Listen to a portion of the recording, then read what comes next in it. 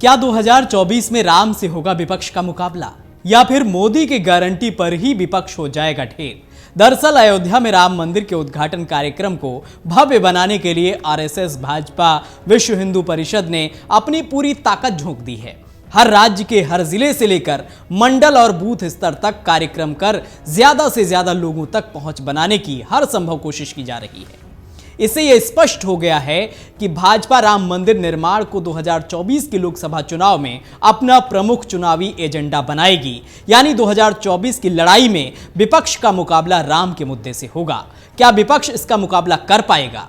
माना जा रहा है कि राम मंदिर का मुद्दा अब पुराना पड़ चुका है और अब भाजपा इसका कोई राजनीतिक लाभ नहीं ले सकेगी। इसके पीछे एक तर्क यह भी था कि हिंदुत्व और राम मंदिर के मुद्दे के कारण जिन मतदाताओं को प्रभावित होना था वे पहले ही प्रभावित हो चुके हैं और अब भाजपा को ही वोट कर रहे हैं। ऐसे में संभावना थी कि राम मंदिर के नाम पर भाजपा से नए मतदाता नहीं जुड़ेंगे और ये उसके लिए बहुत लाभदायक नहीं होगा। एक सर्वे में बात सामने आई है कि पहली बार वोट करने जा रहे मतदाताओं में राम मंदिर मुद्दे का आकर्षण बना हुआ है और पहली बार वोट करने वाले युवाओं की एक बड़ी संख्या भाजपा को वोट कर सकती है। 2024 के लोकसभा चुनाव में पहली बार वोट करने वाले युवाओं की संख्या लगभग 8 करोड़ थी। इस बार यह आंकड़ा आश्चर्यजनक रूप से 15 करोड़ के लगभग हो सकता है। हर लोकसभा क्षेत्र में फैले हुए विशाल मतदाता समूह पर प्रधानमंत्री नरेंद्र मोदी, यूपी के मुख्यमंत्री योगी आदित्यनाथ, राम मंदिर, हिंदुत्व और राष्ट्रवाद के मुद्दे का व्यापक प्रभाव है और इनका एक बड़ा समूह भाजपा को वोट कर सकता है। यदि ऐसा होता है तो मोदी को केंद्र में हैट्रिक लगाने से कोई मुश्किल नहीं आने वाली है। जातिगत जनगणना और ओबीसी आरक्षण विपक्ष का सबसे बड़ा चुनावी हथियार हो सकता है। भाजपा ने इस मुद्दे को बेअसर करने के लिए पहले ही योजना तैयार कर ली है। वह हर राज्य की सरकार, पार्टी संगठन में हर वर्ग के लोगों की भागीदारी सुनिश्चित कर रही है। हाल ही में बनी राजस्थान, मध्य प्रदेश और छत्तीसगढ़ की सरकारों में ओबीसी, दलित, आदिवासी और ब्राह्मण सबको उचित भागीदारी देकर उन्हें साथ लेने की कोशिश की गई है।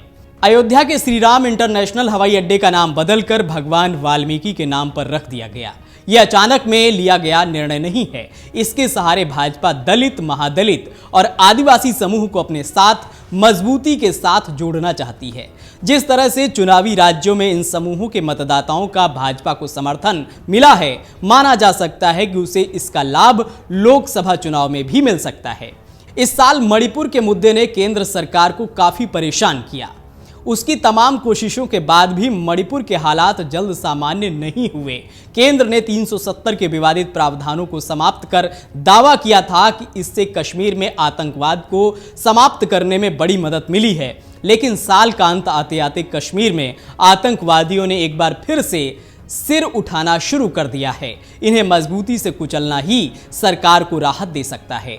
2022 के अंत में भाजपा को हिमाचल प्रदेश विधानसभा चुनाव में हार का सामना करना पड़ा था, तो 2023 के मध्य में कर्नाटक में उसे मुंह की खानी पड़ी। लेकिन 2023 का अंत आते आते भाजपा ने छत्तीसगढ़, मध्य प्रदेश और राजस्थान में विधानसभा चुनाव जीतकर 2024 को लेकर अपनी दावेदारी मजबूत कर दी।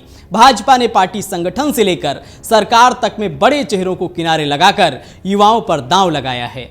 इससे शिवराज सिंह चौहान, वसुंधरा राजे सिंधिया और बीएस येदियुरप्पा जैसे नेताओं की भूमिका कमजोर हुई है। यदि इन नेताओं ने पूरा साथ नहीं दिया तो लोकसभा चुनाव में भाजपा को कुछ नुकसान भी उठाना पड़ सकता है। साथ ही महंगाई और बेरोजगारी के मोर्चे पर अभी भी सरकार की मुश्किलें कम नहीं हुई हैं। यदि विपक्ष ने इन मुद्दों को मजबूती से उठाया तो लोकसभा चुनाव में सरकार की राहें आसान नहीं होंगी। अगर आप ये वीडियो YouTube पर देख रहे हैं तो हमारे चैनल को सब्सक्राइब करें और बेल आइकन को दबाना ना भूलें। अगर आप Facebook पर ये वीडियो देख रहे हैं तो हमारे पेज को लाइक करें।